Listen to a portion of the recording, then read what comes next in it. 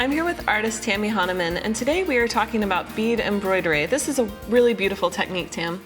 I love it. It's like painting with beads for me. I love it. What do you do to get started? So you shop for cabochons. That's fun. And there's so many out there, so many beautiful artist-made cabochons, or make your own. So you want to use something with a flat back. I think having a flat back is a good way to start. And if you don't, you could always accommodate your foundation to accommodate that non-flat back. So you want to choose your foundation. So once you have your cabochon, you can choose any color you want. It's often found in white or in different colors. And then you choose your color based on your beadwork so that you don't see the color through your beads. That makes sense. Or if it is there, it's complementary. Sure. So when you have chosen what you're going to be working with, you want to just glue it into place. Okay. So I like to use a good strong glue. So like an industrial strength adhesive. Yeah. And just kind of coat it over the back and place it onto your foundation. And then I would recommend letting that cure. And when you glue onto your foundation, you really want to make sure you clean up because you're going to be putting your needle through that area. Oh. So just clean that up. Okay. Allow it to cure. I try to do that before the end of my day so that they're curing overnight so that when I come back I have everybody set. That's a good idea. And ready to go. So here is one that's ready to go. We will, frame the cabochon with some beadwork. And you don't have to place a knot on the end of your needle, but you can. On the end of your thread, but you can.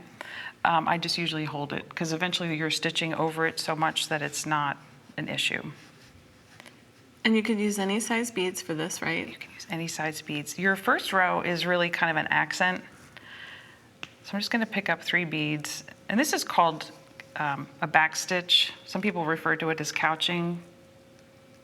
So just string a few beads, and then you want to scooch them down to the end of your thread, and then also place your needle as close to the end of the bead as possible because you're really trying to secure them. And there we go. And I'm just going to go through them again. So bring your needle up as close to that beginning piece there. Okay. Thread it back through. So now they're secure. Nice. And you've got a good place to start. And then we'll pick up 2 beads and do the same thing. Scooch them down to the last bead.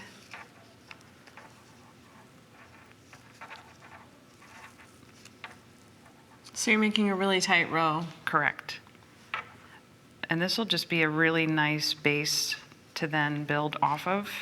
And you'll just go all the way around. Okay. So I'll just show you this one more time. So we've got those 2. And I'm going to come up now, back 1. So I'm going to back up 1. In between. Okay. Yep. So now I've added 2, but I'm going back through 3. And that makes it lay really nice and straight. Correct. And it kind of secures them all together. Okay. And then just pull that tight and keep going. And it'll make a nice frame. Very good. Like we see on this one. So here I have my frame, and what I've started to do is a row of peyote. Nice. So when you're doing your first row, you want to try to make it so that you have an even bead count so that you can do an even peyote. Okay. And so if it's not even, you just kind of have to finagle it a little bit. So here I'm just going to go through. So it's the same, normal peyote, come out a bead, skip a bead. And because so you're going between the ones that are raised. Correct. Well, I'm creating the ones that are raised. First, I'm going through the base row, every other bead. And then I'm creating those beads that'll stand up and be the start of my peyote. Go through one more. And then here's where you step up. Because now I've come around. So I could say I did a good job because my beads are so tight. Yeah. It's a little hard to get that needle in there. So then now I have a complete row of first row of peyote. And now I'm going to step up so I can do my next row. And I'm just going to go back through that first bead that I started with. And then you're ready in your pattern, just keep adding. Correct. And you can go as high as you want. I like to just create a nice base, like a bezel, but not cover my beautiful cabochon. Right, me too.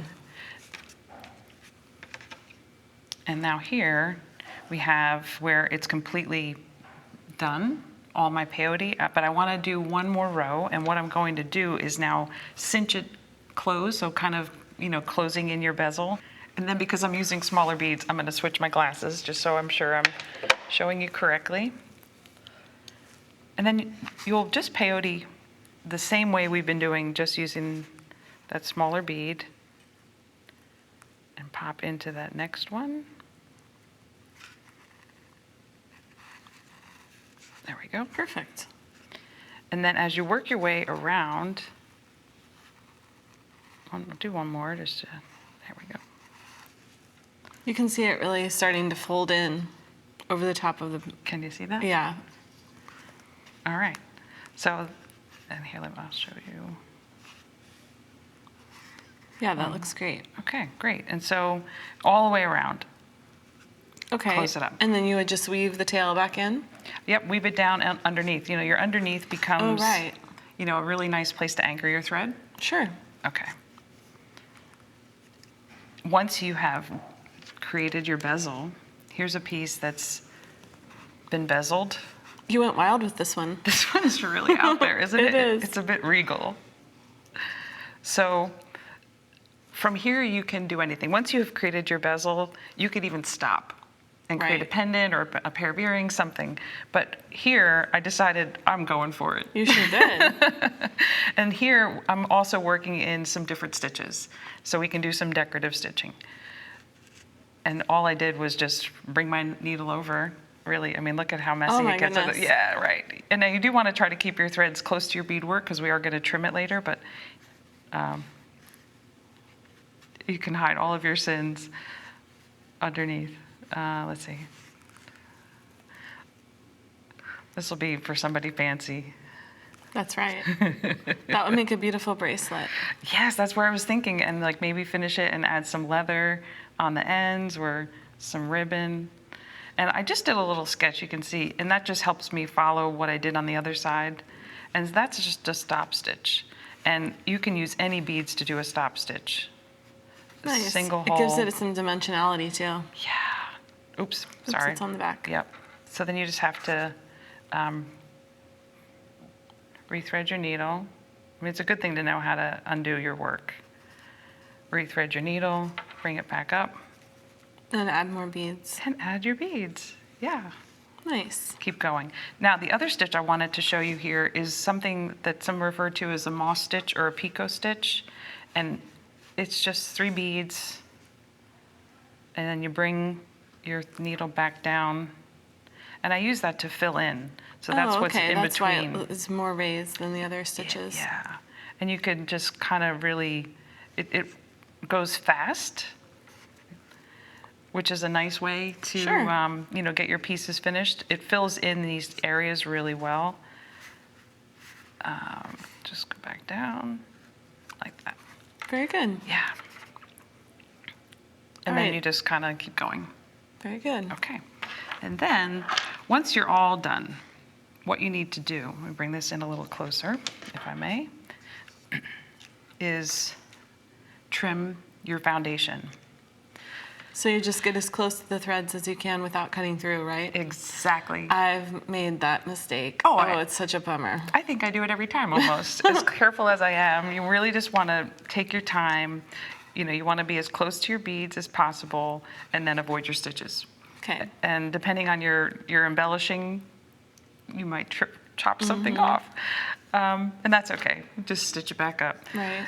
And this is going to be a brooch so that you can put Put this your pin back on. behind. Yep. And so you can put this behind your foundation, which is going to your next layer, which is going to hide everything. Nice. Yeah. So you just glue the pin back on, and then we're going to use the ultra suede on the back. Make a mark so that your pin can show through. Trim your ultra suede, and then thank you. Sure. This is what it looks like once you have trimmed your ultra suede. And so you'll have like a sandwich. You have your beadwork, you have your foundation, and then you have your ultra suede. Nice, and here's one that has the pin back with it covered up by the leather too. Perfect, yep. And then you just do a picot edging to seal it closed. Okay. So bring your thread through between the 2 layers, pick up a bead, pick up a smaller bead. Here, I'm just gonna be random here. And then go back through. So this is just a way to kind of zip up those edges together? Exactly. Make it look more finished? Yeah. Come through your foundation. And really, you can use any stitch to hide these edges, anything you like. Well, that is really, it makes it seem so easy, you know? I think it is. I think it is. Sometimes the hardest part is choosing the right beads. That's right. Well, let's take a look at these samples. These are gorgeous. Thank you so much. You're welcome. Some different examples of using different stitches, different colors together. I love the way that you combine your colors. Thank you very much. It's kind of a fun thing when you have enough palette of beads in front of you. Yeah, and the bracelets too. Those are some gorgeous examples, like where you use the ribbon and you've got leather. You're really just combining a lot of different materials with this. Beautiful, Tam. Thank you so much.